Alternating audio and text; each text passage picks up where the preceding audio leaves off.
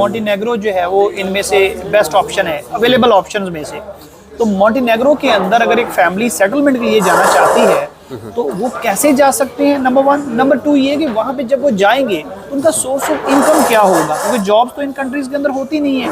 तो आपके लिए बिजनेस अपॉर्चुनिटीज़ होती हैं, बिजनेस आप स्टार्ट करते हैं, तो कैसे जाएंगे, तरीकाकार क्या है। नंबर 2 कि वहाँ पे जब कोई बिजनेस स्टार्ट करना चाहता है जिससे उनका वहाँ का एक्सपेंस जो है वो मीट हो जाए, उसके लिए कितनी इन्वेस्टमेंट चाहिए। देखिए, सबसे पहले तो इन कंट्रीज़ के अंदर इतनी इजी एक्सेस नहीं है जैसे लोग समझते हैं, ना ही उन लोगों को खुद भी वो नए नए आज़ाद हुए हैं और नई नई पॉलिसियाँ बन रही हैं, ऊपर नीचे हो रहे हैं।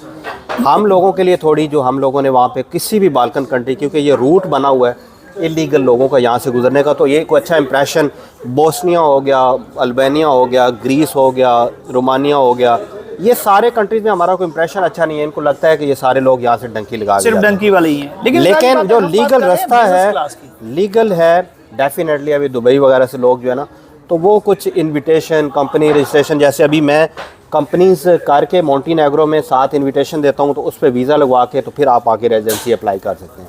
अल्बानिया में भी हम अभी स्टार्ट किया मैंने इनविटेशन का कंपनी के थ्रू, जो कि लोग उस पर वीज़ा लगवा के आएंगे और उसके बाद जो दूसरा प्रोसेस है रेजिडेंसी का वो करेंगे। कोई डायरेक्ट भी आप कर सकते हैं। मतलब ये हुआ कि पहले आप कंपनी रजिस्टर करवाएंगे और उसके बाद फिर आप जो है वो इनविटेशन देंगे और वो वीज़ा लेके वहाँ पे आएंगे और फिर दोनों कंट्रीज। पहले तो बात यह है कि आप बाल्कन कंट्री में किसी कंट्री में भी चले जाते हैं, मोंटेनेग्रो की बात कर रहे हैं। नहीं, मैं ये बताना चाह रहा हूँ कि आप एक भी कंट्री में चले जाते हैं ना, तो आपको एक्सेस पूरे बाल्कन कंट्री में हो जाती है। आफ्टर रेजिडेंसी कार्ड मिलेगी ना। हम उससे पहले की बात कर रहे हैं कि जब आपने मोंटेनेग्रो में जाना है सेटलमेंट के लिए, तो उसका तरीकाकार आपने बताया कि पहले आपको कंपनी रजिस्टर करवानी होगी। मोंटेनेग्रो का थोड़ा सा डिफरेंट है अल्बानिया से। मैं ये रिकमेंड करता हूँ, हमें जो फेस करना पड़ रहा है ना, मोंटेनेग्रो में कंपनी करवाएं और 7 इनविटेशन के आप वीज़ा अप्लाई करके आ जाएं। आपको फिंगरप्रिंट होंगे तो आपका रेजिडेंस कार्ड मिल गया। कितनी देर का? साल का। 1 साल का। उसके बाद कंपनी मेंटेन करते रहें और साथ अपना रेजिडेंस कार्ड रिन्यू और रिन्यू 5 साल के बाद आप उस कार्ड के ऊपर बाल्कन कंट्रीज का जो एक्सेस है वो आपका वीजा फ्री है। फिर आप जो है ना किसी भी कंट्री को सिलेक्ट करके आपको इजी फिर रास्ते मिल जाएंगे।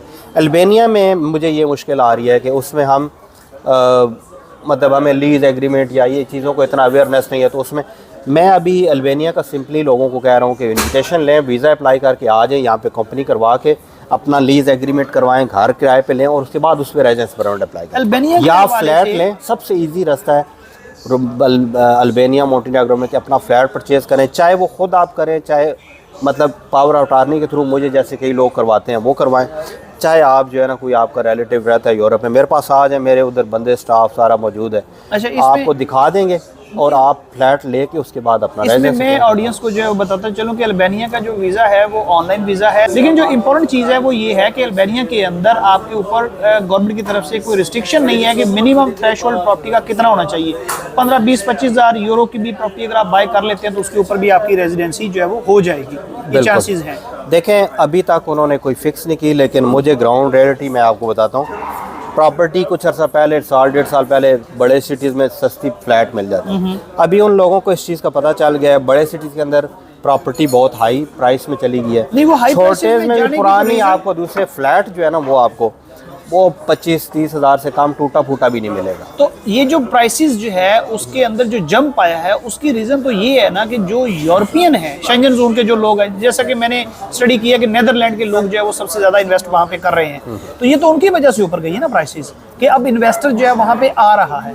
जी बिल्कुल, गवर्नमेंट ने पॉलिसीज बनाई है, 2 साल से टूरिज्म बढ़ा है, तो जो लोगों ने आके देखा है तो उनकी तो मतलब उनको लगा है कि भाई जहाँ $3-3 लाख की प्रॉपर्टी और सी साइड पे आपको 30-30 हज़ार में मिल रही थी, और ये उन्होंने तो मतलब ऐसा किया। और जो फिर जैसे ही जो इन्वेस्टर लगाने लगता है ना, तो जो अवेयरनेस जब लोगों को आती है ना, आपका जो फ्लैट है, तो आपको फौरी शौक होते हैं भाई ये प्राइस से ऊपर बढ़ाओ जो है ना, हर आदमी फिर उसको ऊपर करके। जैसे यहाँ पे टर्की में जैसे हुआ है, हाँ जी, 2017 से पहले कुछ भी नहीं था यहाँ पे, जैसे इन्होंने सिटीजनशिप की जो है वो मैंने तुर्की के अंदर 10-10, 12-12 हज़ार में लोगों को फ्लैट लेके दिए, ठीक अच्छे फ्लैट जो आजकल 40-50 हज़ार में नहीं मिलते। इसका मतलब ये हुआ कि हम ये कह सकते हैं कि जो टर्की के अंदर सिचुएशन 2018-19 में थी वो आज जो है वो अल्बानिया में है, और 2025 में जाके अल्बानिया की सिचुएशन भी वही होगी इन्वेस्टमेंट के रिटर्न की शक्ल में जो आज टर्की में है। यानी 2 साल डेफिनेटली बाद आपको वहाँ आप पे रिटर्न टर्की भी से अच्छा मिल रहा है। कंपैरिजन नहीं कर सकते, Turkey is a big economy, लेकिन जो मैं देख रहा हूँ कि छोटे कंट्रीज भी हैं, उनमें भी जब एक टूरिज़्म बढ़ता है या एक लोग उस तरफ राग़िब होते हैं तो डेफिनेट सर्विसेज और ये चीज़ें ज़्यादा मतलब बढ़ जाती हैं उनकी प्राइस। तो अभी जो इन्वेस्ट करेंगे डेफिनेटली उनको फ़ायदा। और अभी आप मोंटीनेग्रो देख लें, मोंटीनेग्रो में आज से 3-4 साल पीछे चले जाए, जिन बंदों ने इन्वेस्ट किया है, अब आप वही वहाँ पे डबल प्राइस पे चीज़ें सेल हो रही हैं। मतलब साहब ये जो मैं ये पूछना चाह रहा हूँ कि जैसे टर्की के अंदर आपकी प्रॉपर्टी एप्रिशिएट होती है लेकिन वो इन टर्म ऑफ लीरा होती है, तो वो एक्चुअली इन्फ्लेशन होती है, तो क्या अल्बानिया के अंदर भी यही है कि टर्म ऑफ यूरो, और उसमें अगर लेट्स सपोज आपने जो है वो एक अपार्टमेंट जो है वो आज $50,000 का बाय किया है, तो क्या साल बाद वो अपार्टमेंट जो है वो $60,000-70,000 में बिकेगा या डॉलर में जो है वो 50,000 का ही रहेगा?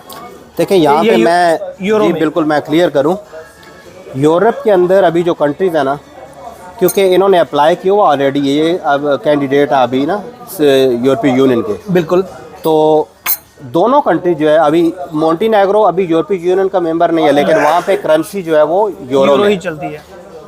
क्योंकि ये स्टेबल करेंसी है, तो स्टेबल करेंसी को कोई प्रॉब्लम नहीं है। मोंटीनेग्रो इस डेवलपिंग कंट्री, स्विट्ज़रलैंड की तरह बहुत खूबसूरत मुल्क है, उन्होंने डेवलप भी किया है। वहाँ पे तो कोई ऐसा चक्कर नहीं है कि आपको कोई इन्फ्लेशन या कोई ऐसा जो है ना आपको लॉस का चांस है। प्रॉपर्टी की प्राइसेस बढ़ेंगी और वो स्ट्रॉन्ग एक उनकी। और अल्बानिया जो है, इसके अंदर भी समझ लें कि यूरो और अल्बानियन करेंसी एक ही है। मैं आपको मिसाल देता हूँ, जो यूरो है उसका एक जो यूरो है उसके इक्वल आपको 100 लेक मिलते हैं। अब 100 लेक का जो सिक्का है और 1 यूरो का वो एक बराबर, वहाँ पे यानी दोनों करेंसी आप जेब में ना, मेरे पॉकेट में दोनों करेंसी इकट्ठी होती है, और उधर डिफरेंस नहीं है कि आपने चाहे वो 100 का सिक्का निकाल के दे दिया, चाहे 1 यूरो दे दिया, यानी उनकी करेंसी का कोई उसमें डिफरेंस नहीं है। वहाँ पे यूरो भी चल रहा है और यूरो तो ज़्यादा ये फ्लक्चुएशन नहीं आती उसके अंदर, जैसे अब लीरा है। देखें जब एक यूरो ही उनकी नहीं उसमें नहीं आ रही, क्योंकि देखें मैं आपको एक बात बताऊँ, ये इन्फ्लेशन और ये अप डाउन जो है ना उन करेंसीज में ज़्यादा आता है जो कंट्रीज़ बहुत तेज़ी के साथ डेवलप हो रही होती हैं या कुछ। अभी ये कंट्रीज़ रिसेंटली जो है ना इन्होंने शुरू किया है, तो इनको तो मतलब जो इनकी इकोनॉमी एक जगह पे रुकी हुई है यानी, तो इसलिए इनकी करेंसी में कोई अप डाउन ज़्यादा नहीं आता, मतलब ना वहाँ पे स्टेबल है चीज़ें। मैं समझता हूँ कि बहुत हद तक स्टेबल है वहाँ।